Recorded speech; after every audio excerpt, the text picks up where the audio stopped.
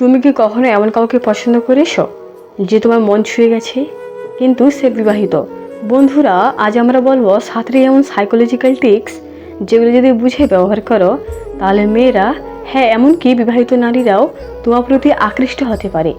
কিন্তু একটা কথা মনে রাখো, ভালোবাসা মানে সম্মান। তাই শেখো, জানো এবং বুঝে পদক্ষেপ নাও। চলো শুরু করি। নাম্বার 1, আত্মবিশ্বাস ও চারিত্রিক শক্তি। মহিলারা প্রথমে আকৃষ্ট হয় একজন পুরুষের আত্মবিশ্বাস ও ব্যক্তিত্বে। তুমি যদি নিজেকে সম্মান করো, নিজের কথাবার্তায় ভরসা দেখাও, তাহলেই তুমি আলাদা। কিভাবে করব? চোখে চোখ রেখে কথা বলো, হাসি মুখে নিজের কথা বলো, নিজের সীমারেখা বুঝাও।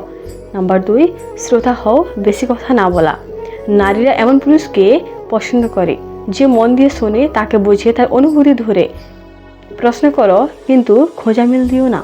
ওর জীবনের গল্প শুনতে চাইলে আগ্রহ দেখাও, মাঝে মাঝে শুধু হ্যাঁ বা আচ্ছা বললেই চলে। নাম্বার 3, বুদ্ধিমত্তার ছাপ। নারীরা এমন পুরুষকে পছন্দ করে যাদের সঙ্গে কথা বললে সময় কেটে যায় এবং কিছু শেখা যায়। বই পড়ো, রিলেভেন্ট টপিকে কথা বলো, ফ্যামিলি, মুভি, জীবন দর্শন। ওর আগ্রহের জায়গায় নিজেকে জানাও। নাম্বার 4, সম্মান ও সীমারেখা। বিবাহিত মহিলা মানে সে কারো স্ত্রী, কারো মা। তুমি যদি ওকে সম্মান দেখাও, সেটা সবচেয়ে বেশি প্রভাব ফেলে। কোনোদিন জোর করো না, প্রশংসা করো, কিন্তু সীমা রেখে ও পার্সোনাল স্পেসে ঢোকার চেষ্টা করো না। নাম্বার 5, নিয়মিত উপস্থিতি কিন্তু নিরপেক্ষভাবে। প্রতিদিন ওর আশেপাশে থেকো, কিন্তু কোনো প্রপোজ বা ফ্ল্যাট নয়। কাজের কথা বলো, সাহায্য করো ছোটোখাটো জিনিসে। মাঝে মাঝে ভালো কিছু শেয়ার করো, বই, গান। নাম্বার 6, নিজেকে সময় দাও, নিজেকে প্রতিষ্ঠিত করো। হ্যান্ডসাম হতে হবে না, হ্যান্ডি হতে হবে। নিজের কাজ, ফ্যামিলি, হবি নিয়ে ব্যস্ত থাকো, নিজের জন্য সময় রাখো, ওর জন্য সব কিছু বাদ দিও না। নাম্বার 7, চূড়ান্ত পরীক্ষা। যদি সত্যি কিছু তৈরি হয়, শেষ কথা, যদি কখনো দেখো ও তোমার প্রতি সত্যি দুর্বল হয়ে যাচ্ছে, তাহলে নিজের মনকে প্রশ্ন করো, তুমি কি এই সম্পর্কে সত্যি যেতে চাও?